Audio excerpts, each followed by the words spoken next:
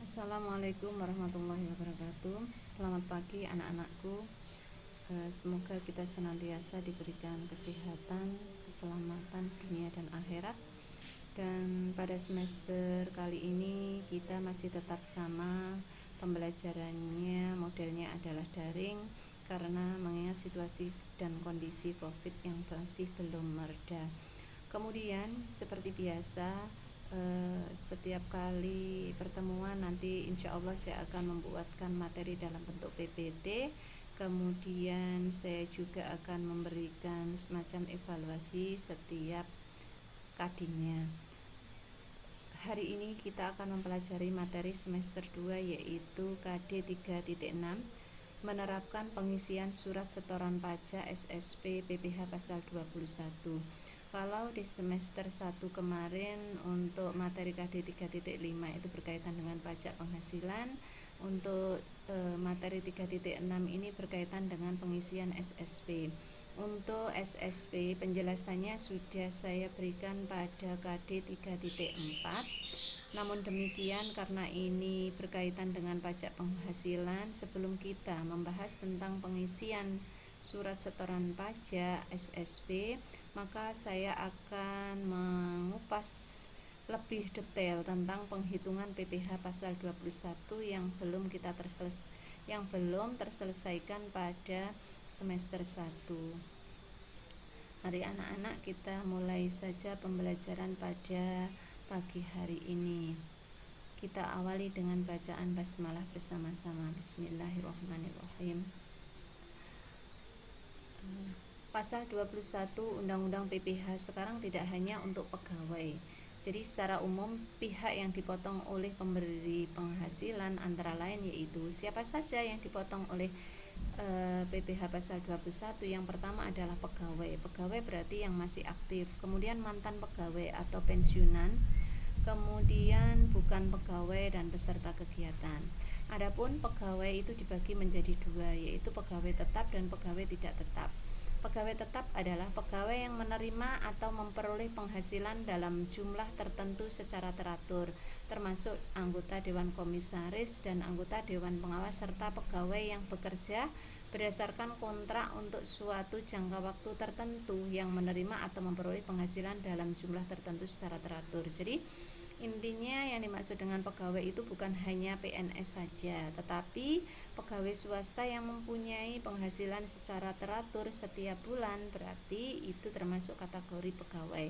Kemudian pegawai tidak tetap, disebut juga tenaga kerja lepas, adalah pegawai yang hanya menerima penghasilan apabila pegawai yang bersangkutan bekerja berdasarkan jumlah hari bekerja, jumlah unit hasil pekerjaan yang dihasilkan, atau penyelesaian suatu jenis pekerjaan yang diminta oleh pemberi kerja. Jadi ketika pegawai tersebut itu selama 1 minggu tidak bekerja, maka dihitung selama 1 bulan ada 30 hari, maka dipotong yang tidak bekerja, jumlah harinya adalah 6.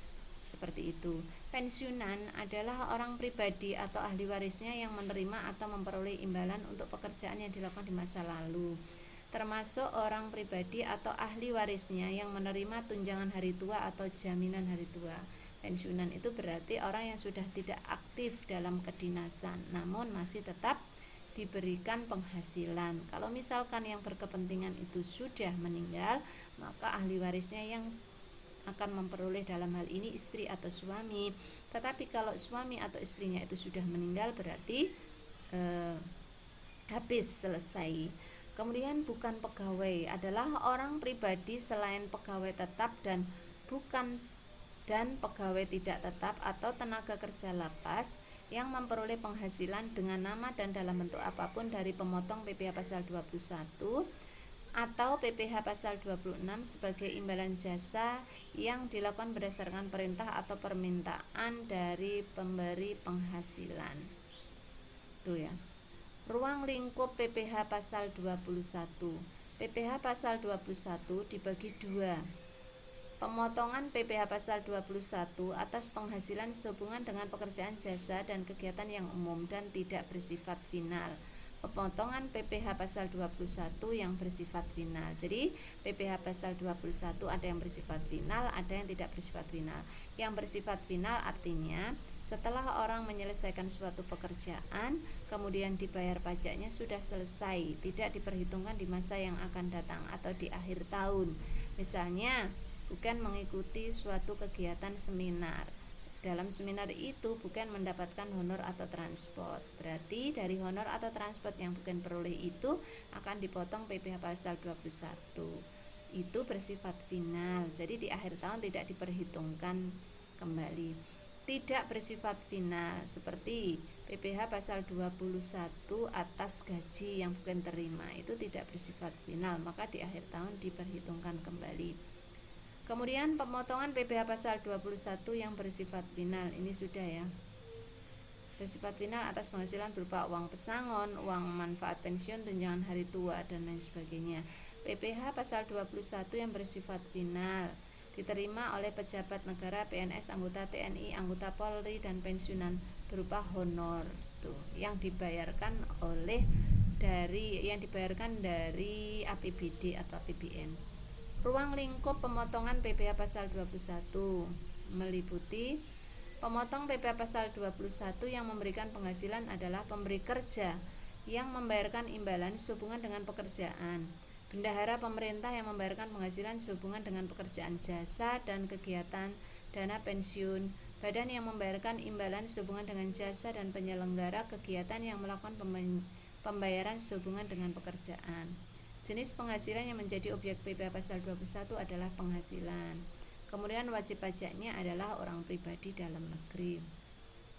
Pemotong PPh pasal 21 berdasarkan PMK nomor 252/PMK 03/2008 mengatur bahwa pemotong PPh pasal 21 terdiri dari siapa saja yang memotong PPh pasal 21.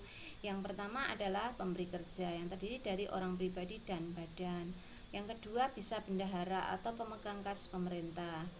Dana pensiun Badan Penyelenggara Jaminan Sosial atau BPJS, Badan Penyelenggara Jaminan Sosial. Tenaga kerja dan badan-badan lain yang membayar uang pensiun dan tunjangan hari tua atau jaminan hari tua. Orang pribadi yang melakukan kegiatan usaha atau pekerjaan bebas. Penyelenggara kegiatan.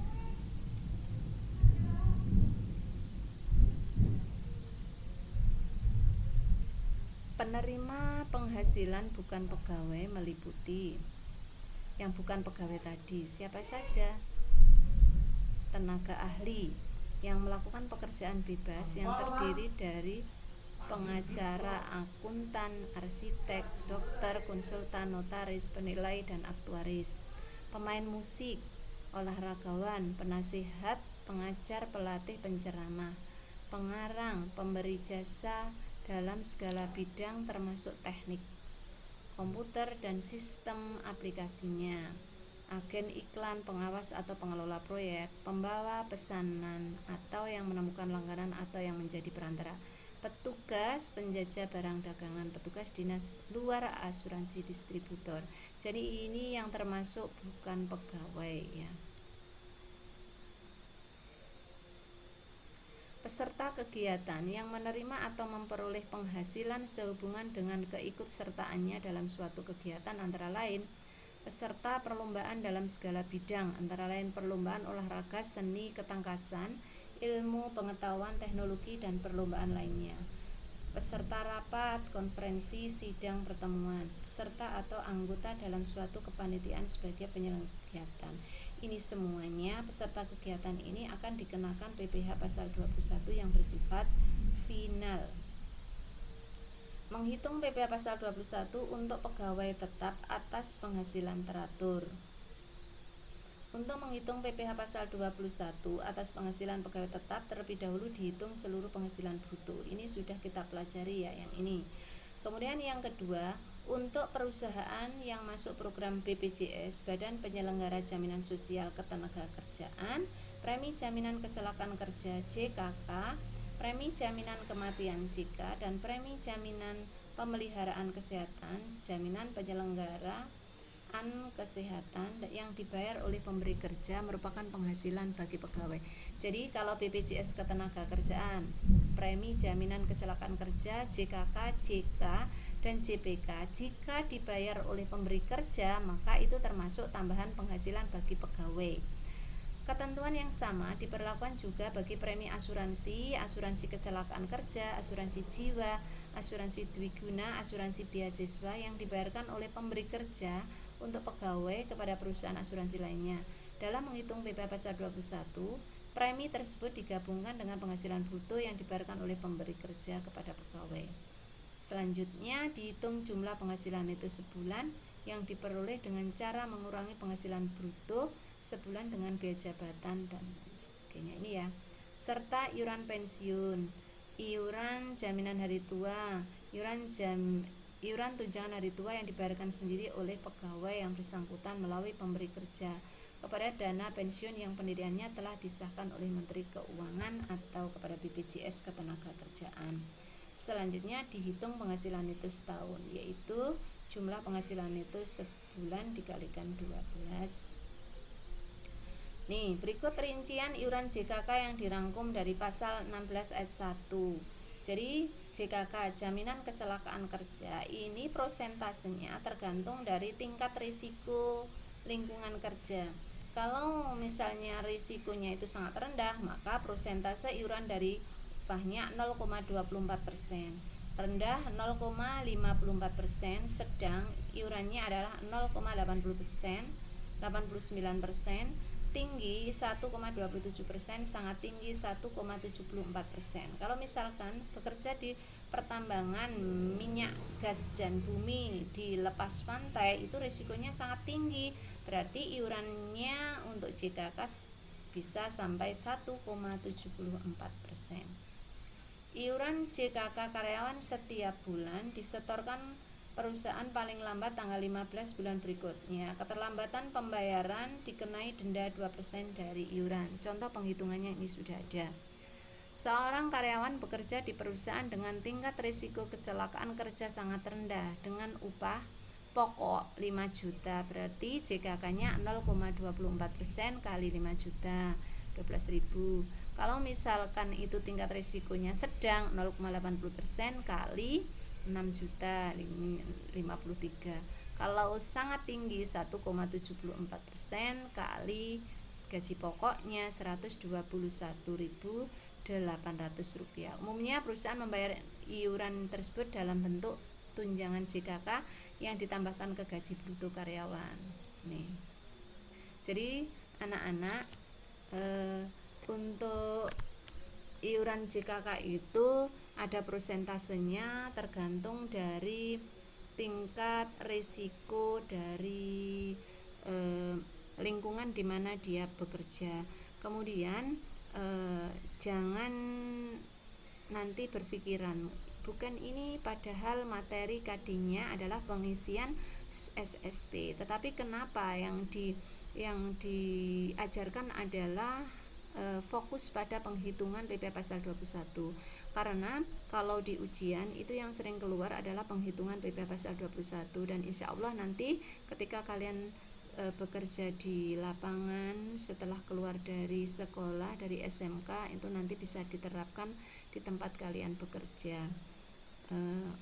Mungkin ini nanti ada beberapa kali pertemuan kita akan fokus untuk penghitungan PP Pasal 21, baru kita mengarah pada praktek pengisian SSP melalui online. Dulu bukan pernah memberikan tugas untuk mendownload SSP ya. Jadi mungkin itu masih ada di file kalian, coba dicari kembali. Untuk pertemuan pada pagi hari ini cukup sekian, dan apabila ada kurang lebihnya bukan mohon maaf. Tugas kalian seperti biasa, silahkan di resume, kemudian diberi tanggal, diberi judul materinya, pertemuan keberapa, jadi lebih jelas ketika nanti akan saya lihat ya, saya akan berikan nilai. Terima kasih, selalu jaga kesehatan, semoga kita senantiasa dalam perlindungan Allah SWT. Sekian, assalamualaikum warahmatullahi wabarakatuh.